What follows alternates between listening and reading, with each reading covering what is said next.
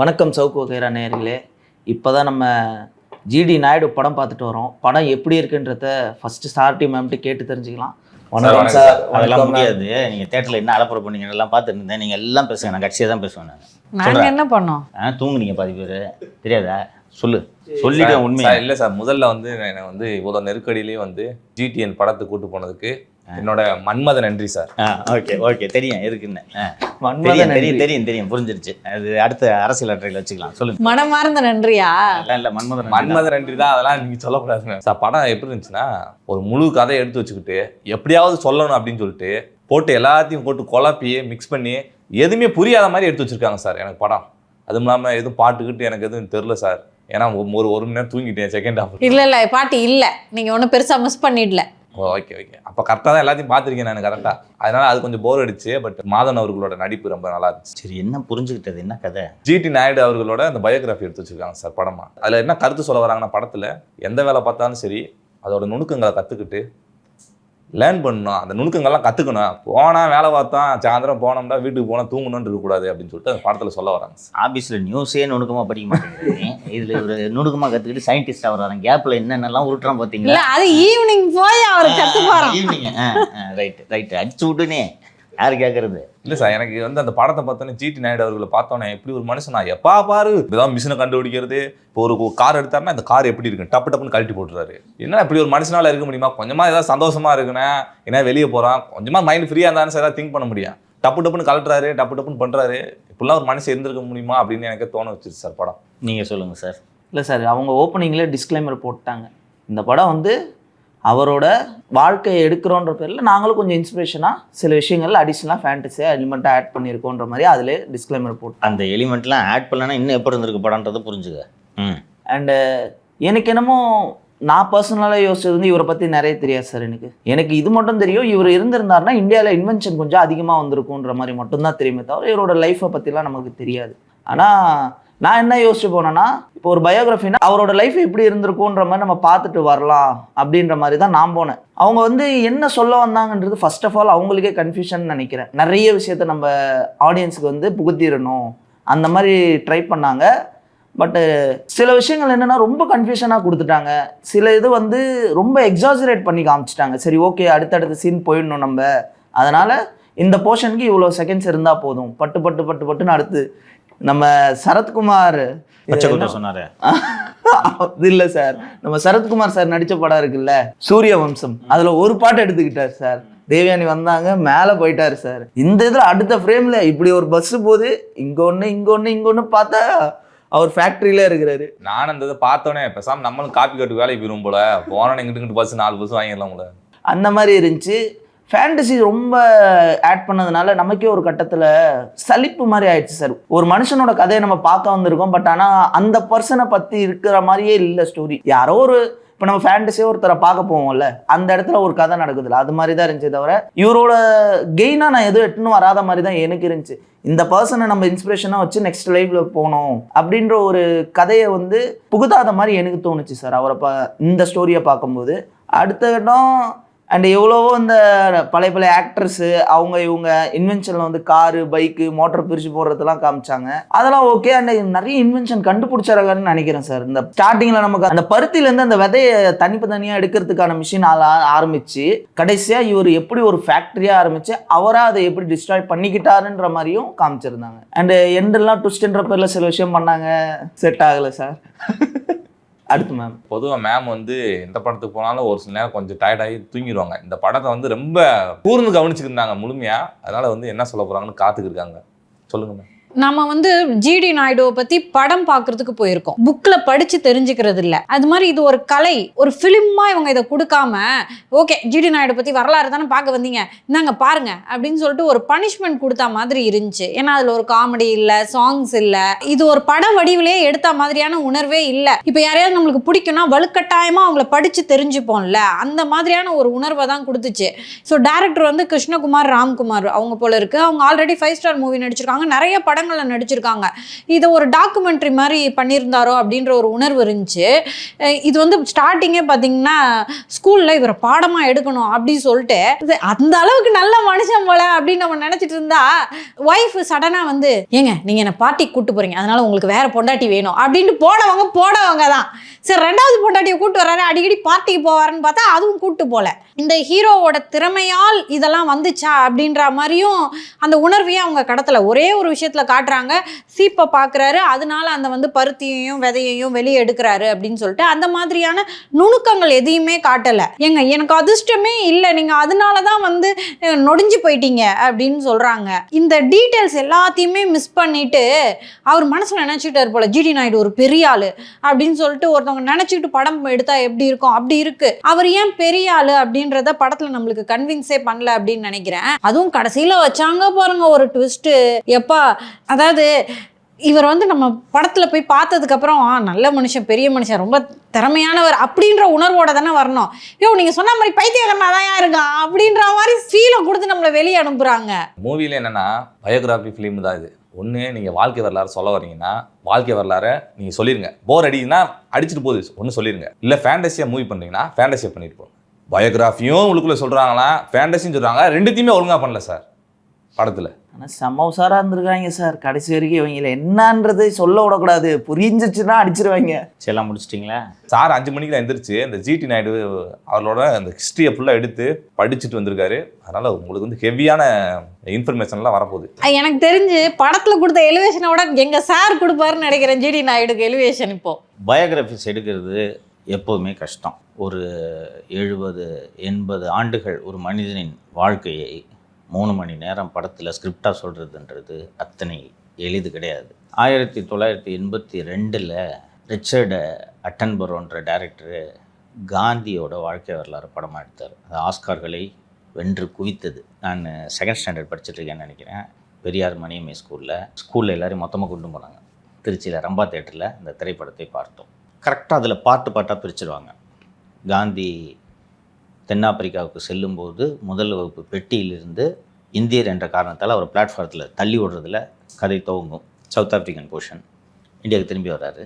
சுதந்திர போராட்டத்தோட பீக்கு, சுதந்திரம் சுட்டுக் கொல்லப்படுறது. இது எடுக்கிறதுனா காந்தியோட படத்தை 30 பாட்டாக எடுத்தால் கூட முடியாது. அவ்வளவு கதைகள் இருக்குது. அவரே எழுதியிருக்காரு. காந்தியை பற்றி 1000 புத்தகங்கள் இருக்கின்றன. ஆனால் கரெக்டாக பிரித்து எடுத்திருந்தாங்க. அந்த படத்தை பார்த்தாலும் நிதிஷ்கும் போர் அடிக்கும், சத்யமூர்த்திக்கும் போர் அடிக்கும், மாலதிக்கும் போர் அடிக்கும். அதிலும் டூயட்டுகள் இல்லை. காந்தியும் கஸ்தூரிபாவும் டூயட் பாடுற மாதிரி வச்சா நல்லா இருக்குமா? ஸோ மனிதர்களோட வாழ்க்கையை படமாக எடுப்பதில் இது போன்ற சிக்கல்கள் இருக்கிறது. ஜிடி நாயுடுவை பற்றி எனக்கு எதுவுமே தெரியாது. ஜிடி நாயுடுவை பற்றி நான் கேள்விப்பட்ட ஒரே ஒரு விஷயம், கவுண்டம் பண்ணி ஒரு படத்தில் செந்தில பார்த்து ஆமாம் இவர் பெரிய ஜிடி நாயுடு என்று கூறுவார். அவர் ஒரு விஞ்ஞானி என்பதை தாண்டி எனக்கு ஜிடி நாயுடுவை பற்றி எதுவுமே தெரியாது. ஆனால் இந்த படத்தை பார்த்த பிறகு இந்த ஆள் இவ்வளோ பெரிய ஜீனியஸா என்பது எனக்கு தோன்றியது. இதுதான் நம்ம 3 பேருடைய பார்வைக்கும் வேறுபாடு. ஒவ்வொரு படத்தையும் நாம் பார்க்கும்போது ஒவ்வொரு கோணத்தில் பார்க்க வேண்டும் என்று நான் புரிந்து கொள்கிறேன். ஜனநாயகன் போகும்போதே தெரியும், அவர் அந்த கம்பிலாம் எடுத்து ஃபிட்டிங் பண்ணி இந்த ரத்தத்தை நக்கும் போதே இதில் என்ன இருக்குது என்பதை நமக்கு ஊகிக்க முடியும். இது ஒரு மனிதனோட வாழ்க்கை வரலாறு. இதில் பொழுதுபோக்கை நாம் எதிர்பார்க்க முடியாது, கூடாது. அதிலிருந்து நாம் தெரிந்து கொள்ள வேண்டிய செய்திகள் என்ன? ஸோ நான் என்ன தெரிந்து கொண்டேன் என்பதை சொல்கிறேன். இப்படிப்பட்ட ஒரு வெர்சடைல் ஜீனியஸு தமிழகத்தில் பிறந்து வாழ்ந்திருக்கிறார் என்பது எனக்கு ஒரு மிகப்பெரிய வியப்பாக இருந்தது. அதுக்கு பிறகு அந்த சினிமாவில் காமிச்சதான் உண்மையான்றதை தான் காலையிலேருந்து ரிசர்ச் பண்ணிகிட்டு இருந்தேன். புலிவு இருக்காங்களா, ஏன்னா இதில் எந்த அளவுக்கு ஃபிக்ஷனு எது உண்மை என்பது தெரிந்து கொள்ள வேண்டும்ன்றதுக்காக தான் நான் இது வரைக்கும் நான் தேடி அவரை படித்ததே கிடையாது. அதுக்கு பிறகு தான் நான் தேடி இன்னைக்கு படித்தேன். ரொம்ப வியப்பாக இருக்குது. ஒரு மனுஷன் ஒரு சப்ஜெக்டில் எக்ஸ்பர்ட்டாக இருக்கலாம். ஃபிசிக்ஸில் எக்ஸ்பர்ட்டு, எலக்ட்ரிக்கலில் எக்ஸ்பர்ட்டு, மெக்கானிக்ஸில் எக்ஸ்பர்ட்டு, பயாலஜியில் எக்ஸ்பர்ட்டு, அக்ரிகல்ச்சரில் எக்ஸ்பர்ட்டு, பிஸ்னஸில் ஷூட் பிஸ்னஸ் மேன், எல்லாத்துலேயும் எக்ஸ்பர்ட்டு. எப்படி இப்படி ஒரு மனிதனால் இருக்க முடியும்? பச்சது 3வது. அதுதான் எனக்கு வியப்பை ஏற்படுத்தியது. இன்னொன்று, இப்போ குளோபலாக நம்ம உலகமே இணைஞ்சிருக்கோம். அன்னைக்கு அப்படி கிடையாது. அந்த கதை நடக்கும் காலம் 1913 என்பதை புரிந்து கொண்டு பார்த்தால் அந்த பருத்தியிலிருந்து கொட்டைகளை எடுப்பதற்கு கருவி கண்டுபிடிப்பதோட முக்கியத்துவம் உங்களால் புரிஞ்சுக்க முடியும். இன்றைக்கி டிசைனாக துணி உடுத்துகிறோம். வெள்ளைக்காரர்கள் இந்தியாவுக்கு வந்து லாபம் சம்பாதித்ததற்கு காரணமே இந்த பருத்தி. ஒரு காலத்தில் மில் வைத்திருப்பவர்கள் கோடீஸ்வரர்கள். இன்றைக்கெல்லாம் நசிஞ்சு போச்சு. அதுவும் தென்னிந்தியா, குறிப்பாக கோவை, மான்செஸ்டர் என்று அழைக்கப்படும் அந்த அளவுக்கு பருத்தி ஜவுளி தொழிலில் இது ஒரு புகழ்பெற்ற தளமாக இருந்தது. ஸோ அப்போது எந்த அளவுக்கு அன்றைக்கி விஞ்ஞானம் இருந்துச்சுன்னு பாருங்கள். அந்த பைக்கெல்லாம் பார்த்தாலே உங்களுக்கு தெரியும். ஸோ அப்படி ஒரு ஆள் வளர்ந்து பருத்தி மில்லில் வேலைக்கு போய் 2 வருஷம் கழித்து சொந்தமாக மில்லை தொடங்கி நன்றாக சம்பாதித்து அந்த பணத்தெல்லாம் பாம்பேயில் போய் காட்டனில் பெட்டிங் கட்டி ஏமாந்து பாப்பராக திரும்பி வரும்போது அன்று ஒரு வெள்ளைக்காரர் இவருக்கு கடன் கொடுக்கிறார். அந்த கடனில் ஒரு பஸ்ஸை வாங்கி 600 பஸ்ஸாக அதை உயர்த்துகிறார். அந்த டீட்டெயில்ஸ் எங்கன்னு தான் சார் நான் கேட்குறேன். இப்படி 600 பஸ் அது மாறுது இல்லை, அந்த இடத்துல தான் டைரக்டர் வந்து தோற்று போகிறாருன்னு தோணுது. படம் விடிகாத்தால 4 மணி வரைக்கும் போயிருந்திருக்கும் ஈவினிங் ஷோ. சார் சின்னதாக காட்டிட்டு போயிருக்கலாமேங்க சார். அதில் குறைபாடு இருக்குன்றதை நான் ஒத்துக்கிறேன். அடுத்தடுத்த கட்டத்துக்கு நகர்த்துவதில் தெளிவில்லாமல் இந்த படத்தோட ஸ்க்ரீன் பிளே அமைக்கப்பட்டிருக்கிறது. இந்த படத்துலையும் இப்போ அந்த காந்தி படத்தை உதாரணமாக சொன்னேன். கரெக்டாக போர்ஷனாக பிரிச்சுக்கிட்டு அதை டீட்டெயிலாக பண்ணியிருப்பாங்க. பார்ட் 1, பார்ட் 2, பார்ட் 3, பார்ட் 4ன்னு காந்தியோட வாழ்க்கையை 4ஆக 5ஆக பிரித்து கொண்டு அந்த ஒவ்வொரு பார்ட்லேயும் டீட்டெயில் காமிச்சிருப்பாங்க. இதில் இவர் ஜிடி நாயுடுவோட 70 வருட வாழ்க்கையையும் 3 மணி நேரத்திற்குள் திணிக்க இவர்கள் முயற்சி செய்திருக்கிறார்கள். அந்த முதல் மனைவியோட போர்ஷனே அவசியம் இல்லையோ என்று எனக்கு தோன்றுது. டீட்டெயிலிங் அவசியம் இல்லை. ஸோ இந்த பேருந்து முதலாளியாக இவர் உயர்வதில் உங்களையெல்லாம் கன்வின்ஸ் பண்ணுற அளவுக்கு கூட ஸ்க்ரீன் பிளேயில் சீன்ஸ் வைக்கவில்லை என்பதை நானும் ஒப்புக்கொள்கிறேன். எனக்கு நான் இந்த ஜிடி நாயுடுவை வியப்பாக பார்த்த காரணத்தால் எனக்கு இந்த குறைபாடுகள் எல்லாம் பெருசாக தெரியல படத்தில். நாங்களும் தான் சார் வியப்பாக பார்க்குறோம். எனக்கே என்ன மாதிரியான உணர்வை கொடுத்துருக்குன்னா, ஓகே ஜிடி நாயுடுன்றவர் தமிழ்நாட்டில் பிறந்து இவ்வளோ பெரிய ஆளாக இருக்காரு, இவர் என்னன்னு சொல்லிட்டு போய் இதுக்கப்புறம் படிக்கணுன்ற உணர்வை அந்த படம் எனக்கு கடத்தி இருக்கு. இல்லை நான் அதில் தான் சார், நான் எதில் வேறுபடுறேன்னா, அந்த பர்சனாக நம்ம அவரை வந்து எவ்வளோ வேணாலும் சொல்லலாம். இப்போ அந்த பர்சனை நமக்கு வந்து யாருன்றது காட்டுறதுக்கானதை தான் இந்த படம். ஸோ அதை வந்து நம்ம இந்த ஜென்ரேஷனுக்கான எலிமெண்ட்ரியாக பார்க்கலனா கூட அவங்க கொண்டு போன ஸ்க்ரீன் பிள்ளை அட்லீஸ்ட் நமக்கு இவர் பற்றி படிக்கணுன்ற ஒரு ஆர்வத்தை தூண்டி வச்சிருக்கணும். இது அந்த திரைக்கதையின், அந்த படத்தின், அந்த காட்சி அமைப்புகளின் தோல்வி என்பதை நானும் ஒப்புக்கொள்கிறேன். எனக்கு அட்லீஸ்ட் இது படமாக எடுத்தாங்க என்ற தேங்க்ஃபுல்லாக இருக்குது. அந்த அடிப்படையில் தான் நான் பார்க்குறேன். இது இல்லைன்னா சத்தியமூர்த்திக்கு தான் நன்றி சொல்லணும். நம்ம வந்து அந்த ரத்த விழாரான டிசிக்கு போகலான்ட்டு தான் நான் சொன்னேன். சத்தியமூர்த்தி தான் இல்லை சார் இது ஏதோ சயின்ஸ் படம் போகலாம் என்று சொன்னதுனால் எனக்கு உள்ளபடியே இது பார்த்ததில் எனக்கு ரொம்ப திருப்தியாக இருந்தது. ஸோ இந்த மனுஷன் இப்படிலாம் வாழ்ந்திருக்கிறாரு. ஒரு மிகப்பெரிய செல்வந்தராக உயர்ந்திருக்கிறார். சுயமரியாதை கொள்கை கொண்ட தலைவர்களோடு மிகவும் நெருக்கமாக இருந்திருக்கிறார். இந்த பக்கம் ஹிட்லர் போய் பார்க்குறாரு, ஜெர்மனியில் விருது வாங்குகிறார். இவர் கண்டுபிடிப்பு ஜெர்மனி நாட்டில் கொண்டாடப்படுகிறது. இவ்வளவு சிறப்புகளுக்கெல்லாம் உரிய ஒரு நபர் சின்ன கிறுக்குத்தனம் பண்ணுறாரு. பெனல்ட்டியை கட்ட மாட்டேன். அந்த பெனல்ட்டியை கட்ட மாட்டேன்றதையே லைனாக வச்சு இவரோட லைஃப்பை சொல்கிறாங்க. அந்த இன்கம் டேக்ஸ் ஆஃபீஸராக அவர் ஜெயராம் அதை வச்சு டீட்டெயிலாக சொல்கிறாங்க. கிளைமேக்ஸில் ஜெயராம் ரிட்டையர் ஆன பிறகு 2 பேரும் பேசிப்பாங்க, சார் நீங்கள் இவ்வளோ துட்டு வச்சுருக்கிறீங்க, இதை கட்டியிருக்கலாமே அப்படின்ன உடனே எனக்கு அது பணம் பெருசு இல்லை, அந்த பிரின்சிபிள் தவறு அப்படின்ட்டு. ஸோ அதன் ஊடாக ஏற்படக்கூடிய ஸ்ட்ரகிள்ஸு உள்ளபடியே பென்ஸ் கார் தயாரிக்கும் தொழிற்சாலை கோவைக்கு வர வேண்டியதுன்றது நினச்சி பார்க்குறதுக்கே எனக்கு மலைப்பாகவும் வியப்பாகவும் இருக்கிறது. ஈச்சனாரியில் இந்நேரம் அந்த ஃபேக்ட்ரி வந்து 100 வருஷத்தை கடந்திருக்கும், இந்த அளவுக்கு ஆகிருக்கிறது. ஆனால் பெரிய பெரிய சயின்டிஸ்ட், உலகம் பூரா இருக்கிற சயின்டிஸ்ட் எல்லாம் எடுத்துக்கிட்டிங்கன்னா அவர்களுக்கு இது போன்ற பிடிவாதங்களும் கிறுக்குத்தனங்களுக்கும் இருக்கும். இன்று வரை அவரோட மூளையை யாருமே மேட்ச் பண்ண முடியாது என்று சொல்லக்கூடிய ஐன்ஸ்டீன் சாக்ஸே போட மாட்டார். நிறைய பேர் சொல்லியிருக்காங்க போட மாட்டார். அவர் பைப்பு பிடிப்பார் ஐன்ஸ்டீன். சரியா, அவ்வளோ பெரிய சயின்டிஸ்ட்டு காசு கொடுத்து அந்த பைப்புக்கு டொபாக்கோ வாங்கிக்கலாம். ரோட்டில் கிடக்கிற சிகரெட்டை பொறுக்கி அதில் இருக்கிற டொபாக்கோ எடுத்து பைப்பில் ஃபில்அப் பண்ணுவார். ஸோ இது போன்ற ஒரு கிறுக்குத்தனமாகத்தான் அந்த ஜிடி நாயுடு அந்த நான் இன்கம் டேக்ஸ் பெனல்ட்டியை கட்ட மாட்டேன் அப்படின்றது. இதில் இந்த ட்ராமடைசேஷன் சொல்கிறது அந்த ஜெயராமுக்கும் இவருக்கும் நடக்கிற சண்டையை வைத்து கொள்ளலாம். அந்த இன்கம் டேக்ஸ் ஆஃபீஸில் என்ன நடக்குதுன்றதெல்லாம் டீட்டெயிலிங்காக காட்டுறாங்கல்ல, அதுதான் ட்ராமடைஸ்டு. அந்த ட்ராமா இல்லைன்னா படம் உங்களுக்குலாம் இன்னும் போர் அடிச்சிருக்கும். இதை டாக்குமெண்ட்ரியாக மட்டும்தான் எடுக்க முடியும். வெறும் சீன்ஸை அந்த கடைசியில் ஃபோட்டோ காட்டுறாங்களே அந்த ஃபோட்டோவெலாம் வச்சு வாய்ஸ் ஓவரில் மட்டும்தான் இந்த படத்தை எடுக்க முடியும். அது இல்லாமல் இருக்கணுன்றதுக்காக தான் இந்த ட்ராமாவை புகுத்துறாங்க. ஒரு குடுமி வச்ச ஐயராக ஜெயராமை மலையாள ஐயராக உள்ளே நுழைத்து அவருக்கு உதவியாளராக கருணாகரன் கேரக்டரை வைத்து அதுக்குள்ளே அவங்க 2 பேருக்குள்ளே ஒரு சின்ன நட்பு எண்டில் வர்ற மாதிரி வைத்து நடுவில் இந்த பெரியார், எம்.ஆர். ராதா, என்.எஸ். கிருஷ்ணன் இவர்களெல்லாம் புகுத்துவது வந்து இவர்களோடெல்லாம் பழகி இருக்கிறான்றதை நமக்கு எப்படி உணர்த்துறதுன்றதுனால காட்சிகள் மூலமா உணர்த்தலான்றதுக்காக 1-2 சீன் அந்த போலீஸ் துரத்திட்டு வருது அந்த காரு, அந்த காலத்துல நம்ம இருக்கிறோம் அப்படின்றத காட்டுது. அதை விட அவர்களுடன் எல்லாம் இவர் இவ்வளவு நட்பாக இருந்திருக்கிறார். என்.எஸ். கிருஷ்ணன்லாம் சூப்பர் ஸ்டார் அந்த காலத்துல. தெரியும் sir. MR. Radha super star. MR. Radha MGR அவ்வளோ பெரிய ஹீரோவா இருக்கும்போது எம்.ஆர். ராதா சிகரெட் பிடிச்சிட்டு உள்ள வந்து எங்கேயா ஹீரோ இப்படிதான் உள்ள நுழைய வரான். மீதி எல்லாம் எம்ஜிஆர் வந்தா எந்திரிச்சு நடுக்கும் போது எம்.ஆர். ராதா எங்கேயா ஹீரோ வந்துட்டாரா அப்படின்னு வரலாம். அந்த எம்.ஆர். ராதா இவர் கூட நெருக்கமா இருக்கிறாருன்னா அப்ப இவர் எவ்வளவு பெரியவர். அதையெல்லாம் தவிர்த்து இவரோட அந்த விஷன் பாருங்க. 3வது படிச்சவர் எதுக்கு இன்ஜினியரிங் 4 வருஷம் படிக்கிற, 2 ஆண்டுகளில் பாலிடெக்னிக் படிப்பு, 2 வருஷத்துக்கு மேல நீ படிக்கிறதுக்கு ஒன்றும் இல்லை, போய் ஃபீல்டில் வேலையை பாரு, வேற ஏதாவது டெக்னாலஜி டெவலப் ஆயிருன்றாரு. பாரு அது. அண்ட் இன்னொன்னு, ஆர்ட்ஸ் காலேஜ் எதுக்கு, மனுஷனுக்கு பயன்படுற மாதிரியான படிப்பை படிக்கணும். தியரி வேணாங்கிற, தியரியே வேணாம், தியரியா படிக்காது, நேராக போய் ஒர்க் ஷாப்ல விடு, போய் உடம்புல கிரீஸ் எல்லாம் பட, அவன் அங்க போய் கத்துக்க வேண்டியவற்றை கற்றுக்கொள்ளட்டும். அவரோட அந்த விஷனை சொல்றதுக்கு இப்படி ஒரு சீன் வச்சாகணும். வேற என்ன பண்றது? பெரியார் கேட்குற மாதிரி பின்னாளில் குடியரசுத் தலைவராக இருந்த வி.வி. கிரி அவர் வந்து என்னப்பா இப்படி சொல்ற அப்படின்ட்டு இப்படிதான் வச்சாகணும். புரியுது. ஸோ டேரக்டருக்கு இவரோட இந்த விஷயத்த சொல்லணும். அவர் வந்து இந்த 2 வருஷ பாலிடெக்னிக் கோர்ஸை எதுக்கு தொடங்கினாருன்றதை சொல்லணும். வி.வி. கிரியும் பெரியாரும் இவரும் நெருக்கன்றதை சொல்லணும். எப்படி சொல்றது? உடனே இப்படி ஒரு சீனை வைக்கிறது. ஆனா ஐ அக்ரி, இதை இன்னும் இன்டெலிஜென்ட்டா பண்ணியிருக்க முடியும். அதுக்கு இன்னும் நல்லா ஸ்கிரிப்டில் இவங்க ஒர்க் பண்ணியிருக்கணும். கிட்டத்தட்ட 2 அல்லது 3 ஆண்டுகள் ஸ்கிரிப்டுக்காக மட்டும் இவர்கள் எடுத்துக்கொண்டிருக்க வேண்டும். ஆனால் அந்த தீ பரவட்டம்னு ஒரு படம் செய்து, என்ன படம் அது, பராசக்தி, அதை விட இது பல மடங்கு பரவாயில்லை.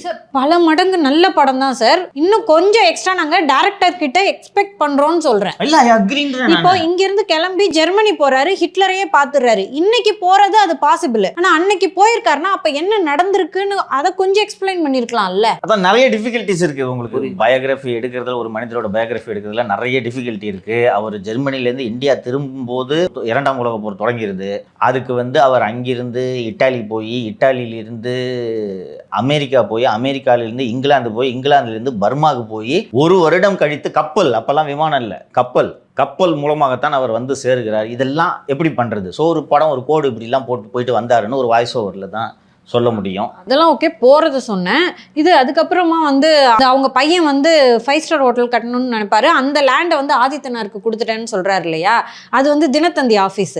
நான்லாம் நினைச்சிட்டு இருந்தேன், ஆக்சுவலி சொல்லுவாங்க பெரியார் கொடுத்த இடம்னு சொல்லிட்டு. இப்போதான் தெரியுது ஜிடி நாயுடு கிட்ட இருந்து பெரியார் வாங்கி ஆதித்தனாருக்கு கொடுத்துருக்காரு அப்படின்னு. அந்த இடமும் நீங்கள் எடுத்துக்கிட்டிங்கன்னா, பையன் கை குழந்தைய, அந்த குழந்தை தொட்டில் ஆடுறத காட்டுவாங்க. அடுத்த சீனில் பையன் வந்து, அப்பா நான் 5 ஸ்டார் ஹோட்டல் கட்ட போகிறேன் அப்படின்னு சொல்லுவாங்க. ஓகேவா? இன்னும் இவ்வளோ பெரிய பையன் ஆகிட்டான் 2வது நிமிஷத்தில். அதெல்லாம் புரிஞ்சுக்க முடியுது சார். ரொம்ப ஜப்கட்ஸ் வந்து நம்ம எதுவுமே அது பண்ண முடியாது சார். என்னன்னா, இவரோட ஏதாச்சும் ஒரு இன்வென்ஷனை பர்டிகுலராக நம்ம காமிச்சிருக்கலாமோன்ற ஒரு ஆசை இருக்கு. ஸ்டார்டிங்கில் வந்து இப்போ ஒரு பைக்கை ஒரு பாட்டு சத்தியமூர்த்தி சொல்கிறதுல நான் உடன்படுகிறேன். அதாவது அந்த எடுத்த உடனே அந்த பைக்கை எப்படி ஒரு பிரித்து அந்த பைக்கோடு வாழ்கிறார் அப்படின்றது டீட்டெயிலாக காமிச்ச மாதிரி அந்த ரேசர் ஒரு சீனில் முடிச்சிட்டாங்க கப்பலில் போகும்போது. அது மாதிரி இவர் இன்வென்ட் பண்ண அந்த மோட்டாரை இன்னும் டீட்டெயிலிங்காக காமிச்சிருந்துருக்கலாம். அமேசானில் டைட்டன் அப்படின்ட்டு ஒரு வெப் சீரிஸ் இருக்குது. இந்த டைட்டன் வாட்ச் கம்பெனி எப்படி உருவானது என்பதை ஒரு 10 பாட்டில் எடுக்கிறாங்க. ரொம்ப பியூட்டிஃபுல்லாக எடுக்கப்பட்ட ஒரு கதை அது. அதில் பார்த்தீங்கன்னா இந்த டீட்டெயிலிங் அதில் வருது. ஓகேவா? அந்த டைட்டன் ஃபேக்ட்ரிக்கு இடம் பார்க்கறது ஒரு எபிசோடு. இந்த ஸ்பேஸ் சினிமாவில் இருக்காது. கரெக்ட் தான். வெப் சீரிஸில் you could have done wonders. இதையே வெப் சீரிஸாக ஓடிடியில் எடுத்திருந்தாங்கன்னா இன்னும் தரமாக பண்ணியிருந்துருக்கலாம். உங்களுக்கு நீங்கள் இயக்குனராக இருந்தாலும் உங்களுக்கு இந்த கன்ஸ்ட்ரெயின்ட் வரும்பா. இன்னொன்று, இதுவே லெங்க்த்து. ஆமாம், இந்த 3 மணி நேரமே லெங்க்த்து. நேரம் கிடைச்சா ஓடிடியில் இந்த காந்தி படம் இருக்கும், இங்கே பாருங்கள். இந்த பயோகிராஃபிக்கும் அந்த பயோகிராஃபிக்கும் எப்படி இருக்கிறது என்று பாருங்கள். எனக்கு மாதவனோட நடிப்பு, துஷாராவா ரங்கநாயகியா நடிக்கிறவங்க, துஷாரா, இசை, இதெல்லாம் எனக்கு ரொம்ப பிடித்திருந்தது. காலத்து கட்டப்பா சத்யராஜ் அவர்கள், சத்யராஜ் அவருக்கு பிள்ளை என்று ஒருவர் அந்த கேரக்டரில், அவர் ஓவராலாக பெர்ஃபார்மன்ஸ் எல்லாமே நல்லா இருந்துச்சு. The team has tried its பெஸ்ட்டுன்ட்டு நான் நினைக்கிறேன். அவங்களுக்கு இருக்கக்கூடிய நெருக்கடி எல்லாத்தையும் திணிச்சிடணும். ஜிடி நாயுடுவோட புகழ் முழுக்க இதில் சொல்லி கொண்டு வந்துடணும் ட்ரை பண்ணியிருக்காங்க. எப்படியும் 5 மணி நேரம் எடுத்திருப்பாங்க படம், சுருக்கியிருப்பான். அதை டைமுக்காக இதை கட் பண்ணுன்னு கட் பண்ணி இப்படி இது வந்திருக்கிறது என்று தான் நான் புரிந்து கொள்கிறேன். இதுல பட்டுன்னு வந்து பாசிட்டிவே காட்டும் போதுல இவர் ஒரு பர்சன் வந்து அடி வாங்கிட்டு மேல போகும்போது தானே சார் நமக்கு அந்த ஆர்வம் வரும். ஓகே, இதை காமிச்சிருக்கணுன்றதை நான் ஒத்துக்கிறேன். ஆனா இவருக்கு ஒரு கிறுக்குத்தனம் இருந்தது என்பதை அந்த பட இறுதியில் தெளிவுபடுத்தி வருகிறார்கள். நான் வந்து எனக்கும் இதே ஃபீலிங் இருந்துச்சு. அதாவது இவர் ஒரு சூப்பர்மேன் என்பது போல தான் ஸ்டார்டிங்ல இருந்து பறந்துனேகிறாரே என்று நாம் நினைக்கும் போது இறுதியில் அந்த கிறுக்குத்தனத்தை எல்லாம் இவர் காட்டுகிறார். அந்த இதெல்லாம் தூக்கி போட்டு உடைக்கிறது. அதுக்குமே காரணம் சொல்லிட்டாங்க. என்னன்னா வந்து அவங்க நெருக்கடி கொடுக்குறாங்க, ஸோ இந்த சொத்தெல்லாம் கொடுக்குற மாதிரி கணக்கு காட்டிட்டா வரி கட்ட வேணான்னு. அது எல்லாமே கொஞ்சம் சொதப்பலா தெரியுது. அதுவும் அவரோட இன்டெலிஜென்ஸ்னால அவர் இது பண்ணுறது மாதிரி தெரிஞ்சிச்சு. ஆனா அவரோட கேரக்டர்ல என்டையர் கேரக்டர்ல இருக்கக்கூடிய ஃப்ளா, அந்த 50 ரூபாயா 60 ரூபாயான்னு வச்சுக்கோங்களேன், அந்த ஃபைனு, அந்த ஃபைனை கட்டியிருந்தா கதை வேற. ஆனா அதை கட்ட மாட்டேன்றதுக்காக ஒரு பென்ஸ் கார் தயாரிக்கும் தொழிற்சாலையை கூட நான் இழப்பேன்ட்டு சொல்றாருல, அதுதான் ஒரு கேரக்டர்ல இருக்க ஃப்ளா. புரியுது. ஆனா அந்த ஃப்ளா இல்லைன்னா ஒரு 3வது படித்த மனிதர் இப்படி உயர்ந்திருக்க மாட்டார். கண்டிப்பா. இங்க கேட்டீங்க இதுல இது என்னங்க ஒண்ணுமே இல்லை இதுல அப்படின்ட்டு. ஜிடி நாயுடு இப்படி இருந்ததுனால தான் 100 ஆண்டுகள் கழித்து அவர் கதை படமாக எடுக்கப்படுகிறது. நார்மலா எல்லா மனிதர்களையும் போல திருமணம் செய்து கொண்டு பிள்ளையை பெற்றுக்கொண்டு 4 டூயட்டை பாடிட்டு ஒரு வீடு கட்டி வாழ்ந்திருந்தார்னா கோடிக்கணக்கான மக்களில் ஒருவராக அவர் மடிந்து போயிருப்பார். வரலாற்றில் அவருக்கு ஒரு கார் புள்ளி அரை புள்ளி கூட இடம் கிடைத்திருக்காது. இன்னைக்கு அவரை பத்தி பேசுகிறோம், படமாக எடுக்கிறோம். அவர் பேரில் பள்ளிகளும் கல்லூரிகளும் இயங்கி கொண்டிருக்கின்றன. ஒரு மிகப்பெரிய தொழிற்சாலை, பல தொழிற்சாலைகள் இயங்கி கொண்டிருக்கின்றன. அதெல்லாம் இருக்குன்னா அந்த ஆள் இப்படி கிறுக்கனாக இருந்தது தான் காரணம். புரியுதா? இந்த ஜீனியஸோட சேர்ந்து கொஞ்சம் கிறுக்குத்தனம் இருக்கும். அதான் சார், அந்த கிறுக்குத்தனத்தை காட்டாம வினைன்ற ஒரு கேரக்டரை உருவாக்கி அவர் தான் இவரை கெடுக்கிறாரு என்னதாயா பண்ணிக்கிட்டு இருக்கீங்க. இவங்க தப்பு பண்ணிட்டாங்களோன்னு எனக்கு தோணுது. அதாவது அந்த ஃபிக்ஷனலைஸ்டு போர்ஷன், அந்த இன்கம் டேக்ஸ் அது ஒட்டின போர்ஷன் தான். அதற்கு பதிலாக இவர் விழுந்து அடிவாங்கின விஷயங்களை இன்னும் சிறப்பாக காண்பித்திருந்தால், உதாரணத்துக்கு அந்த பாம்பேல போய் காட்டன் மில் எல்லா துட்டையும் விடுறாருல்ல, அதை ஒரு 10 நிமிஷமோ 5 நிமிஷமோ நீங்க சீனா வச்சிருக்கலாம். சம்பாதிச்சு எடுத்துட்டு போறாரு. பாம்பேல போய் அவர் எப்படி தோல்வி அடைஞ்சு விழுறாரு, விழுந்து அங்கிருந்து மீண்டும் தமிழகம் வந்து எழுந்து நிற்கிறாருன்றத ஒரு சீனா வச்சிருந்தா கொஞ்சம் இன்ட்ரெஸ்டிங்கா.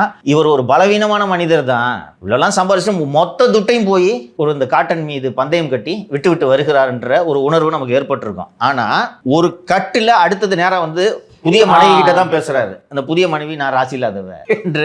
இதெல்லாம் ஸ்கிரிப்ட்ல இருக்கக்கூடிய பிழை. படத்துல எங்கெல்லாம் அவர் தோக்குறாரோ பொண்டாட்டிக்கு ராசி இல்லை, அதனாலதான் இப்படி நடக்குதுன்னு நம்ம மைண்டை செட் பண்ணிட்ட மாதிரி இருக்கு. தேவையில்லாத விஷயம் இதுல போய் இவ்வளவு பெரிய விஞ்ஞானியை பத்தி பேசும்போது, அதுவும் பெரியார இத்தனை சீன்ல வச்சுக்கிட்டு பொண்டாட்டிக்கு ராசி இல்லைன்றதெல்லாம் நீங்க அது ஒரு சீனாவே வச்சிருக்க கூடாது, டைலாகாவும் வச்சிருக்க கூடாது. ஓவராலா முதலில் இப்படி ஒரு படத்தை எடுத்ததற்காக இந்த குழுவினருக்கும் இயக்குனருக்கும் இதில் சிறப்பாக நடித்த இந்த மாதவன் உள்ளிட்டோருக்கும் முதலில் வாழ்த்துக்களை தெரிவித்துக் கொள்கிறேன். நிறைய பிழைகள்லாம் இருக்கு இந்த படத்துல, ஸ்கிரிப்டில் இருந்து நிறைய பிழைகள் இருக்கு. எல்லாத்தையும் தாண்டி தமிழகத்தில் இப்படி வாழ்ந்து மறைந்த இந்தியாவின் எடிசன் என்று புகழப்படக்கூடிய ஒரு மனிதரை பற்றி நீங்கள் உள்ளபடியே தெரிந்து கொள்ள வேண்டும் என்றால் இந்த படத்தை ஒரு முறை தாராளமாக பார்க்கலாம். நன்றி. நன்றி சார்.